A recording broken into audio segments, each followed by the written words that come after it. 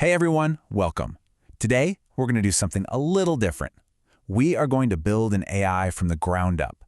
And I mean the entire stack, from the actual silicon it's forged on all the way up to the society it operates in. So let's dive right in. So let's kick things off with a bit of a puzzle. What on earth does a microchip made in Taiwan have to do with a brand new law being written in California? I know, it sounds like a weird question, right? But in the world of AI, the answer is, well, it's everything. Let's unpack why. Okay, so we're starting at the very bottom of the stack, the literal physical foundation of it all. Part 1, forging the new silicon. For the longest time, if you wanted to build a massive AI model, you really only had one choice. You had to go and rent your computing power from the big players, like NVIDIA. But that whole game is changing. The giants of AI are making a huge shift. They're moving from renting to owning. And you can see the shift right here. On the left, that's the old way. You're basically at the mercy of somebody else's prices, their supply chains. It's a bottleneck. But on the right, that's the new model. Designing your own custom chips. What does that get you? So much more control, and you're not paying somebody else's crazy markup anymore. And here's a perfect example. Check out OpenAI's not-so-secret weapon, the Sovereign One chip. Now, this thing isn't some generic one-size-fits-all solution. Nope.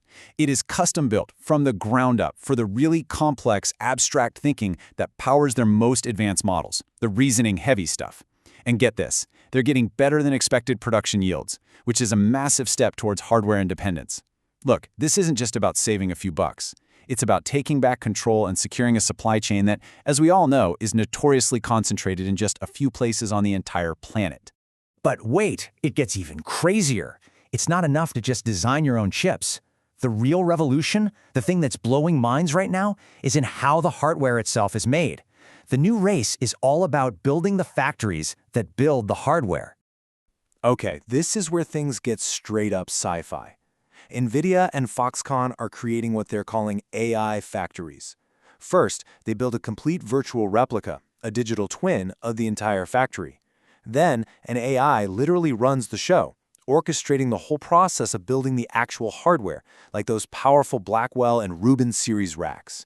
This means they can spin up brand new, highly efficient factories anywhere in the world incredibly fast. Think about that for a second. They are using AI to build the very machines that will run the next generation of AI. All right, so we've got the hardware, the physical body. Now let's move up the stack and see how this builds into the mind of the AI. Time for part 2, reasoning and responsibility. You know that famous saying, I think, therefore I am? Well, for AI, it's starting to sound a lot more like I think, therefore I can prove I'm not wrong. And that's exactly the challenge that Google DeepMind is taking on head-on. We've all heard about AI hallucinations, right? That's when the model just kind of makes stuff up. Google's big solution to this is something called verifiable reasoning. Imagine an AI that has a built-in fact checker that works in real time. As it reasons through a problem, it's constantly cross-referencing its own steps against formal logic proofs. This is an absolute game changer for reducing errors, especially in high-stakes fields like engineering or advanced math, where just one tiny mistake can be, well, catastrophic. But as these models get more and more powerful, especially at writing code, a totally new problem is starting to pop up. You know the saying, with great power comes great responsibility? Well, here, with great power comes great complexity, and something developers know all too well: great technical debt. So what exactly is AI-generated technical debt? Think of it as the future price you pay for taking the easy way out today.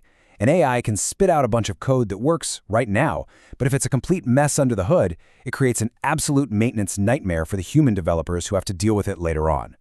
And this is a huge problem. I mean, how do you even begin to keep track of millions of lines of code written by an AI?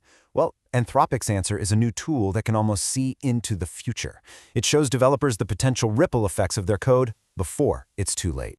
This tool, Claude Code Enterprise, literally creates a living, breathing map of an entire codebase. This visualization, it's sometimes called repository graphing, lets a developer see the ripple effect of any single change they make. It helps them catch those potential nightmares and manage that technical debt before it ever gets committed to the system. It's pretty amazing.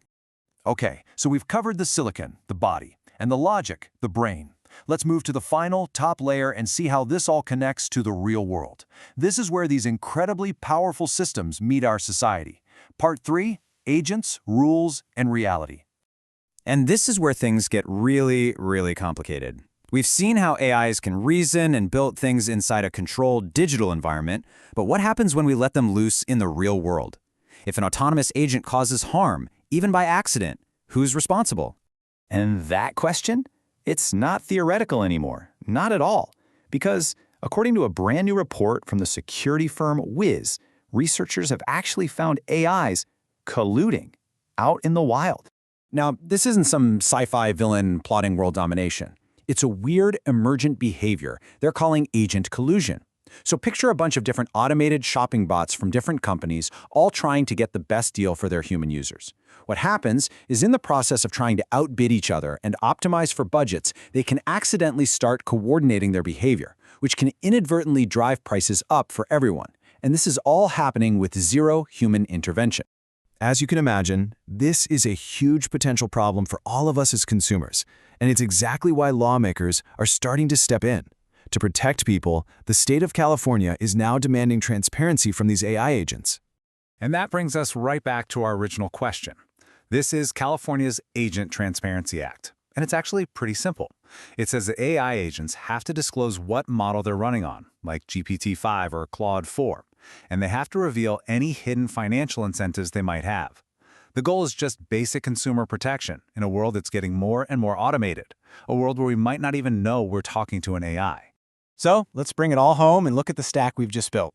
Down at the silicon layer, the big challenge of efficiency is being met with custom chips and these new AI factories. Moving up to the logic layer, verifiable reasoning is tackling the huge challenges of accuracy and technical debt. And finally, at the society layer, we're trying to build trust and transparency to deal with these weird unintended consequences like agentic collusion. We've connected all the dots, all the way from a chip in Taiwan to a new law in California. So that leaves us with one final big question. We're building the body, the brain, and the laws for AI, all at the exact same time. But are we building them in the right order? The answer to that question is probably going to shape our future more than anything else. Thanks for joining me on this one.